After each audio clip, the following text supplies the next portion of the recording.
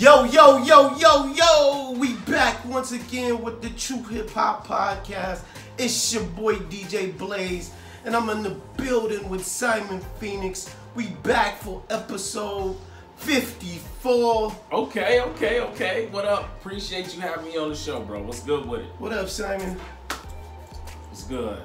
We try to make this channel good every time we do it, but before we get started, make sure y'all subscribe to this channel, like, comment, and share. It helps us out tremendously on the algorithm. But yo, I got this guy in the building. He's been all around the world, across the globe, doing his thing.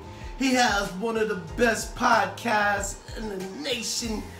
I'm in the building with Simun Feniks. What up, son? Not much, man. I appreciate all the love, man. You know what I'm saying? I'm just happy to be in the building with you. How are you, man? What's good with you? You the man around here. Nah, we just gonna get into this high content, man. I want to ask you a few questions, man. Like, I know you was an artist back in the day. You was a rapper, you know, in the group with Evil Win and Composition. And, For sure. Shadow. And what was like the transition, you know, what made you transition from rapping to wanting to do a podcast? And the name of the podcast is Shots Fired, y'all. Shots Fired with Simun Feniks. I'm on all the streaming platforms. Get at me. For me, man, I always was into it. Like, I'm just a total hip hop and music head. Right. So while I was in the Marines, I was also trying to pursue a degree in broadcast communications. I always seemed like this was like the back door. I had, for lack of a better word, I seen the future, man. I knew that media was gonna be big, and I wanted to be in media in some kind of way. So that being said, like, once I seen how podcasting evolved, and from an artist point of view, it's like, you know, you got to get multiple streams of income. We always talk about that. I drop that on my show a lot of times. Cats I'm listening to is dropping that. So when we talk about multiple streams of income, it's like you could be a podcaster, you can have a t-shirt game, you can be a DJ like you do. And then each one of us will still do something else too. Right. And you just gotta add your little flavor. You know how we say, man, you gotta get in there and mix it up, baby. You gotta get in there and mix it up. Right. Then that's why I decided to do a podcast too. You know what I'm saying? Not trying to copy off of you or Jack or anybody, but I seen like media where it's at. Like, everyone's got a podcast now, and YouTube was like, well, we don't give $1 billion for a new podcast. So I'm like, damn, that's monetized money. Like, once all these videos is done and shit, I ain't gotta work no more. Like, them videos gonna pay for itself now. You know what I'm saying? And how mine came about, me and Wolverine was at his crib talking, you know what I'm saying? And we was like, we talking about rap and basketball. Why not record ourselves talking about this and get paid for it? You know what I'm saying? That was my motto with it. And so, like, because I've had you on my podcast, I always look at it like, and you giving back. You know, there's other cats and other people that they need their exposure, just like you exposing me to your audience. Right. So once you open a door for somebody, all of that start to work with each other. You know, if everybody is helping everybody else, then we all gonna eat. So I'm happy to see you in the game, though, man. You know what I'm saying? Doubt, you know, there's room for everybody at the table. There's room for everybody at the table. If they say it's $1 billion out there, that means it's a lot. It's a lot of podcasts, but, you know, you got to have your own thing, your own niche, you know? And that's why I wanted to have my platform a little different from everybody else's. I wanted to put it on YouTube. I wanted it to be live, you know, see us, you know? That's what I really wanted. But, yo, Simon, who is your, like, top 3 podcasts? Because, you know, we got Drink Champs out there, and Charlemagne's podcast, and so there's a lot of them out there. I mean, I'm listening to a lot of different podcasts for different reasons, right? Yeah. So I would say my favorite hip hop podcast is Drink Champs, hands down. That's why I don't mess with. As far as just like funny, interesting, I'll talk about a little bit of everything. I'm a here's the thing kind of guy with your boy Kev on stage. Shout out that dude, great content. I enjoy watching him for several reasons. You know, just like being black and growing up in the church, him making those kind of jokes, like resonate heavy with me. And then I just enjoy his team and how he handled business. To be a clean guy but not totally clean, without cussing, it's cool to watch him. So that's my second one. And then, man, like my third joint. Because it's like I watch more podcasts than regular TV. I'm gonna say, or YouTube stuff. Oh yeah, I watch YouTube. I watch way more YouTube than anything else. And then my last podcast, I'm just gonna be not shit. So I'm just telling you, I'm just gonna not be shit. It's my shit. Shots fired. Check me out. Check that out, y'all. Shots fired. You gotta rep you. You know what I'm saying? Somebody asks you if you sell shoes, you go tell them like, hey, look, I love Jordans, I love this, but you gotta cop my shit. You gotta cop my shit. My shit hot. So yeah, man. That's dope though, man. I can agree with them, man. They all dope podcasts, you know. Like the podcast game really started taking over, man. What, 4 or 5 years ago? It started really blowing up, you know. Mm-hmm. I think they made it the ease of getting into it. But it's still work. Like you gotta put in the work. Yeah, you gotta come with your it's shows. Easy to get in, but you gotta be consistent. Shit, and it ain't easy to get in for some people, you know.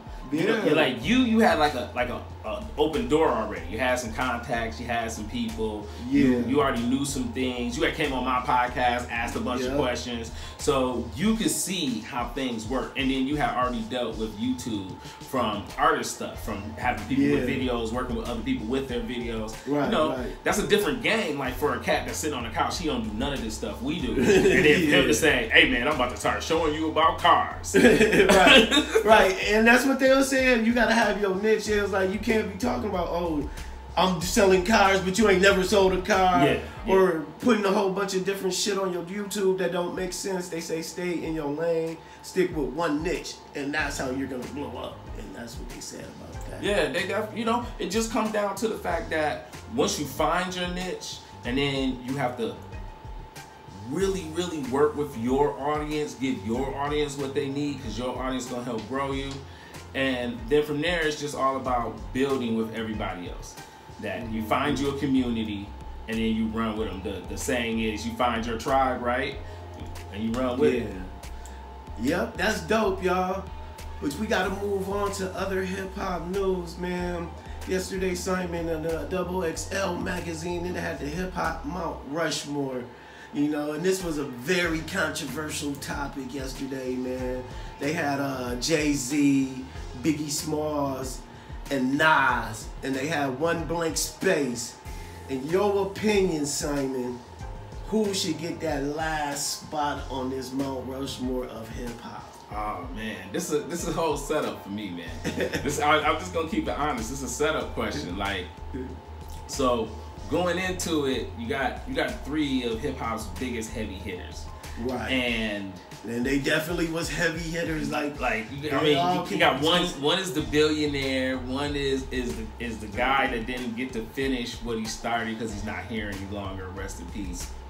And then you have what a lot of us consider to be the greatest wordsmith in hip hop, right? Yeah. So to have those 3 up there, and we couldn't water it down to take one of them off. If you on the West Coast, you probably got a problem. You know? Yeah, because there's no West Coast. It was like all New York. Yeah, it's all East Coast. So but you know, if you're from the West Coast, you probably got a problem. Then the argument becomes who out the West you want to grab. Is it gonna be Pac? Is it gonna be Q? Pac. Is it gonna be? It has to be Pac. Because Pac was better than everybody on the West Coast. Like, but then that's still, but that's like backdoor cheating too, because Pac is originally East Coast cat, man, who went out west. I mean, he spent a lot of time going back and forth. But East or West, it just said all time, so it has to be Pac. He's got to be the fourth one. So that would be your pick? That's your pick? Definitely Pac. It's definitely Pac. I know you don't like Pac. I ain't never said I ain't like Pac, man. You did tell me that before. I told you that he's not in my upper echelon of guys. I look for something different in if I'm looking at the body of work and the rhymes and the subject matter and his career, it has to be him. But I will say this to you. And it's rare that a person will get me to agree with them. But I'm going to agree with you with Tupac. My agreement is based on the fact that for a lot of people, he is the voice and the representation for West Coast hip hop. And what he did for the game with hip hop, good, bad, or indifferent, will never be taken away. So I have to put him there for that purpose only. Like, anytime that you bring up greats in hip hop, when your name has to be mentioned or there will be a fight, then you get to go on the list, point blank, period. But so most people was like, you know, they would take Jay off. You know, you can't take the billionaire off. It makes no sense. Because he copied a lot of big shit. I mean, but he acknowledged that he's showing homage. I always make that argument to people. Not that many times. I mean, bro, you can do it as much as you want to. No, you can't. Here's the reason. As long as we know. I don't feel like you should say anybody else run. Maybe one time and switch it up a little bit. But he said his whole rhyme. I can agree with you on that, but what I'm saying is that line, man, that's not cool. Here's the thing: if you're Jay, with the amount of projects, rhymes, things you've done with your career, right? It's almost impossible for you not to throw the billionaire on the list. That's the whole reason why I said it. Yeah, like that. I agree, because he has definitely 5 classics, man. Like, anytime, but what I'm saying like, is, everybody has holes. Everybody has holes. Without him copying the other shit. Them 5, Blueprint, The Dynasty, Black Album, Hard Knock Life, and My Life, like, them were classics. You know what I'm saying? They can't be touched. Like, them were superior. Even, Can't Knock the Hustle, you know, it's Reasonable Doubt. You know? Those 5, 6 albums. I was gonna be like, you gotta put Reasonable Doubt on that. That's a perfect album. I didn't, yeah, that's like a perfect album. It was only like one song I would have took off of there, and that was it. Like, other than that, it was like flawless. So, you know, I mean, to me, each person has holes in why they're up there. That's the point. That's the point I was trying to make. Yeah. Like, if you got Jay up there, do you put Nas up there? Or do you just take Big all the way off? No, you can't take Big off. I see, and so then you see him on the wall. He's the king. Like, so, he's never won to me. I mean, that you know, me and you had this conversation before. Anybody that's heard us chit chat, you was on my show several times. We both have an undeniable love for Big. Yeah. So I always tell people it's biased to start with me anyway, because if you tell me somebody can rap, I'm like, no one's better than Big, bro. And that's where the argument starts. And so anytime I bring up Big, I know Pac is coming, bro. Yeah. It's like Big is like Batman, Pac is like the Joker. They talk about one, the other was coming. They had Biggie, and then it should be Pac, and then they had Nas, and they had Jay-Z on there. You know what I'm saying? And they both like battled each other. You know what I'm saying? But it has to be them four. Yeah. So, I mean, you know, in my opinion, it definitely. I'm gonna agree with you. That's Tupac, Biggie Smalls, Jay-Z, and Nas. Like, even West Coast had their people, but none of them really could. And we're not even from New York, y'all, because a lot of people was like, "You from New York?" No, we're from Michigan. But they gonna be like, "You still close? You still close?" Ain't nowhere close. Y'all was over there gunning and sunning it up, right? You wasn't wearing no khakis. Yeah, I mean, son, you wasn't wearing no khakis, B. You just now start wearing Chucks. You just now start doing it. But I messed with West Coast rappers too. I did mess with Dre, Snoop, Too Short, Spice One, all of them cats, Dog Pound. I King messed with T, them. Dog like Pound. we were playing them too. But I banged all that. I banged all that. My argument to you before we even started this, when you told me about what was going on, I was like, man, there's gonna be some cats that want to slap the taste on somebody's mouth because Ice Cube and Snoop ain't being mentioned. But I was like, Snoop is a monstrosity of nature. I was like, he just is. But he only had one good album to me. Man. See, I'm gonna say, I didn't say that. I didn't say that at all. I'm gonna give Snoop at least 3 good albums at bare minimum, and I would have to go back and listen to each album. And then come back and have that conversation. The last ones. You didn't like the Snoop Lion? Nope. You weren't feeling that? Nope. I like 5 cuts off of it. The last one it was good was with Mr. P, Changed the Game or whatever it was called. That was actually a good album. Like the last one he did with Master P. That one and Doggy Style. That one and Doggy Style? Yeah. Alright. Let us know, man. Comment below on what y'all think. Who should be on the hip hop Mount Rushmore? We got 1 spot left. We got Nas up there, Jay-Z, and Biggie Smalls. Let us know who would y'all put in this 4th spot. But all right, man. On the sports news yesterday in Sports Illustrated, Simon, man, LeBron James has surpassed Kobe Bryant, and I was in the 3rd spot for all-time leading scorer of all time. And on Undisputed, they was trying to say, well, Shannon the Shark was trying to say LeBron is the GOAT if he gets that record. In your opinion, Simon, do you think LeBron is the GOAT if he gets this record? He's only 3,000 points away from it, so he should get it in the next 2 years. Okay. No.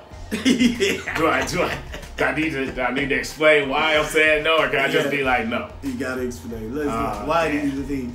Man. All right. Simple for me, right?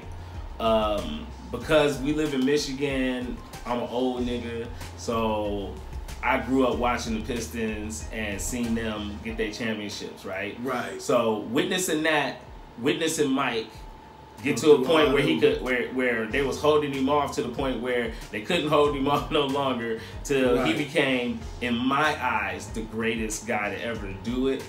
It's uncomparable to me. Right. And it doesn't really matter if LeBron gets the points. LeBron didn't do the Michael Jordan of being like, well, hey, I went through Larry Bird and I've been through Isaiah and I got rid of Magic and then Sean Kemp and Gary Payton. I wasn't worried about them. They couldn't get to me.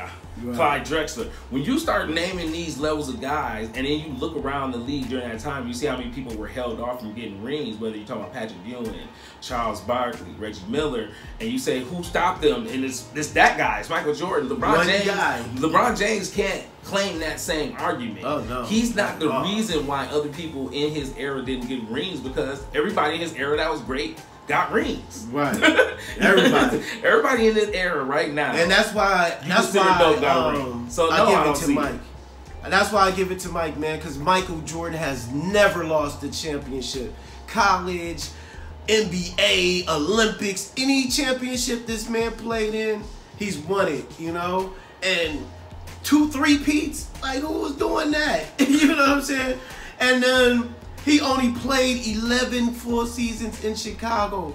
And one of them, he broke his leg. So really, 2. 10. Really. And then he retired twice. And the last time he retired for 3 years. You know, if he would have played those 4 years that he's been retired, how many points he would have had and how many stats he would have had. It's that. LeBron been playing since he was in high school. He didn't even take the 3 years in college. You know what I'm saying? I mean, here's the argument. That's mad points. How many people do you know in professional sports that gets to play for 20 years? It's like LeBron's 2 years off of being a guy who literally put 20 years on the clock. Yeah, bro, you should be the all-time scoring guy. You played for 20 years as a starter, and you got more than 20 points a game. Right. He averaged 25 a game. Like, that's what you're supposed to do. That's what you're supposed to do. And he only averaged 25. Jordan was averaging 37 a night. So, but look, here's the argument of why I always say LeBron can't be the man. He can't be. Because how in the hell are you going to put 20 years on the clock, and then when they say, how many rings you got? He's like, 4. I got 4. How many? Mike, how long did you play? For real. I put in like 10 years. How many rings you got? 6? Right. Like, that's the end of the conversation right there, bro. Right. And the man really only played 10 years, man. You can't even count the last 2 years in Washington. Like, that was just because he was bored. You know what I'm saying? But he still put up numbers down there. He wilded out there. And also for real. And people slept on that part, you know?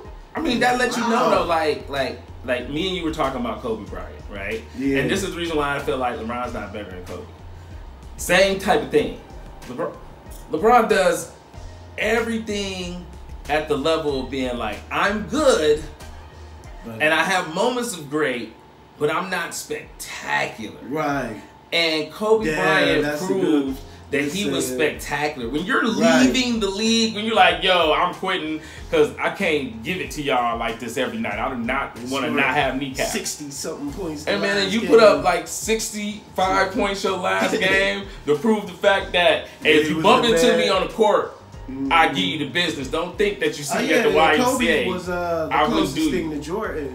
Definitely, man. LeBron flamed out in way too many championships. He had 11 points in the Dallas series, man. That's crazy to me.